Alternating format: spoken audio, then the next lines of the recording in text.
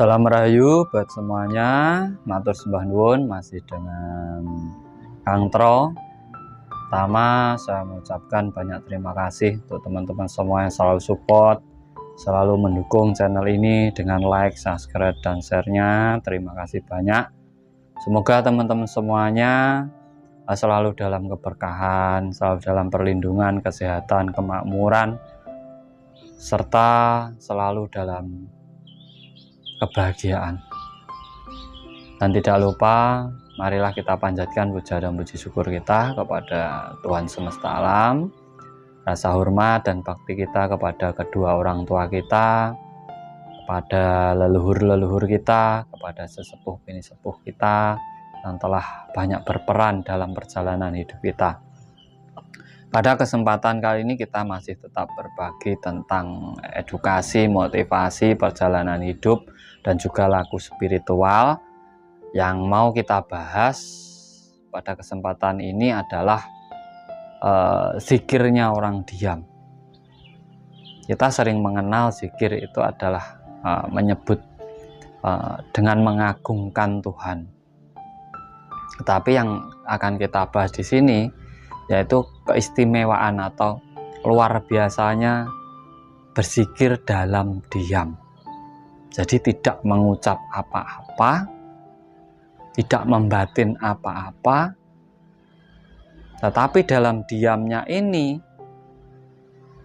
kembali ke kesadaran diri yang tinggi. Ini bisa disebut juga dengan renungan atau mengkaji. Bisa dilakukan di malam hari ataupun di setiap saat. Di setiap saat. Dan zikir orang diam ini bisa dilakukan di tempat-tempat keramaian. Topo di tempat rame ataupun meditasi di tempat rame. Jadi di saat posisi banyak orang, kita masih bisa merenung, mengkaji diri kita. Kita masih bisa di kesadaran diri kita. Ini yang jarang dilakukan. Jadi tidak harus di posisi tengah malam ke atas ataupun dalam posisi sepi.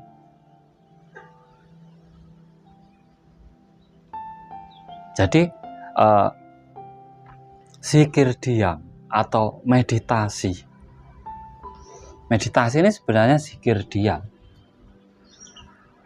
Di mana di saat orang diam, tenang, di situ tanpa menyebutkan apa-apa, tanpa membatin apa-apa, tetapi di situ dia kembali ke pola pikir, mengkaji dirinya sendiri, mengenali dirinya sendiri, menelaah dirinya sendiri. Justru luar biasanya orang yang mampu melakukan zikir diam ini, dia akan mampu menyelesaikan segala permasalahan dalam hidupnya, termasuk kerezekian, termasuk kesuksesan, termasuk kekayaan, termasuk masalah dalam usahanya, keluarganya, kesehatannya, dan lain-lain. Karena apa? Kebanyakan orang sekarang di saat datang masalah yaitu bingung. Nah, dari rasa kebingungannya inilah orang susah menemukan solusi dari masalahnya. Karena bingung. Orang bingung itu lupa berpikir. Yang dia kejar itu kebingungannya. Akhirnya timbul rasa ketakutan dalam dirinya. Tetapi di saat kita mempunyai banyak masalah, kita kembali diam dan berzikir, diam dan berpikir, menelaah kembali permasalahan kita. Justru di situ akan banyak mendapatkan pencerahan, mendapatkan solusi-solusi, mendapatkan petunjuk-petunjuk. Karena semua masalah kita itu sebenarnya berasal dari diri kita, bukan dari orang lain. dari diri kita sendiri. Jadi zikirnya orang diam itu adalah mengkaji, menggunakan akal pikirnya, berpikir tentang dirinya sendiri, tentang hidupnya, tentang tujuannya, tentang posisinya saat ini dia berada di posisi yang mana. Sudahkah makmur, atau di tengah, atau lagi terpuruk di bawah. Nah, di situ dia nanti akan timbul petunjuk-petunjuk ataupun cara-cara agar membawa dirinya ke tahap kemakmuran yang sebenarnya. Itu zikirnya orang diam. Dan meditasi ataupun tapa berada di tempat yang ramai itu sama. Di saat di mall ataupun di pasar, kita mampu duduk diam merenung walaupun mata tidak tertutup. Duduk diam merenung, berpikir.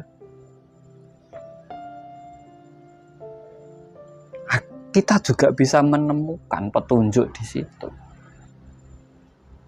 Kita bisa menemukan. Dagangan lagi sepi, daripada kita bingung mencari jimat ke sana ke sini, ke sana ke sini. Kenapa sampai tidak duduk diam merenung? Kenapa dagangan saya sepi? Mungkin tempatnya, mungkin rasanya berubah. Apa yang membuat orang tidak tertarik dengan dagangan saya itu sebenarnya bisa di saat posisi usahanya hancur. Kita juga duduk diam, merenung, berpikir kenapa hancur? Apakah saya mudah percaya orang lain? Apakah ini karena keteledoran saya pribadi? Itu sebenarnya bisa direnungi. Nah, zikir di sini adalah kembali ke pola pikir, kembali ke kesadaran diri. Makanya bahasanya zikiro. Zikiro kalau Jawa. Artinya dihitung kembali, diperhitungkan kembali, ditelaah kembali, dipahami kembali. Di situ sebenarnya letak zikir yang sejati. Di mana kita bisa memanajemen diri kita sendiri. Untuk diri kita sendiri, untuk kemakmuran kita sendiri. Karena apa? Semua harus berawal dari diri kita sendiri. Di saat kita ngedon, kita harus bisa membangkitkan diri kita sendiri. Di saat kita ingin mendapatkan sesuatu, kita juga harus mampu berjuang dan memperjuangkan apa yang kita impikan tersebut. Nah, inilah namakan zikir diam, zikirnya orang diam, ataupun tapa di tempat ramai. Luar biasa manfaatnya. Sampai bisa mendapatkan hal-hal yang tidak sampai dapatkan di saat sampai sedang sibuk atau sedang kebingungan atau sedang banyak pikiran. Titik fokusnya tetap sama. Bisa di permasalahan sampean, bisa di keluarga sampean, bisa di ekonomi sampean, bisa di usaha sampean, bisa di kesehatan sampean. Yang saat itu sampean alami. Coba sampean praktekkan, coba sampean peragakan. Pernapasan tetap seperti biasa saja. Cuma di situ kita mencari ketenangan diri dan berpikir kembali. Diam, tenang, berpikir. Kunci itu. Kalau sampean pengen mencapai puncak meditasi sampean atau puncak zikir sampean. Renungan malam, kita disuruh bangun di malam hari, merenung, berpikir, itu sebenarnya agar kita mendapatkan petunjuk, agar kita bisa merubah hidup kita, agar kita bisa tahu tujuan yang sebenarnya dari hidup kita. Karena perjalanan hidup ini penuh perjuangan, tidak cukup dengan kata-kata, tidak cukup dirasakan saja, tetapi juga harus difikirkan, dijalankan. Itu sebenarnya rahasia dari zikirnya orang diam, luar biasa. Atau meditasi di tempat yang ramai. Coba sampean praktekkan, dan nanti akan banyak perubahan dalam hidup panjenengan semuanya. Dari saya terima kasih, salam cerdas, salam rahayu, rahayu, rahayu sagung dumadi.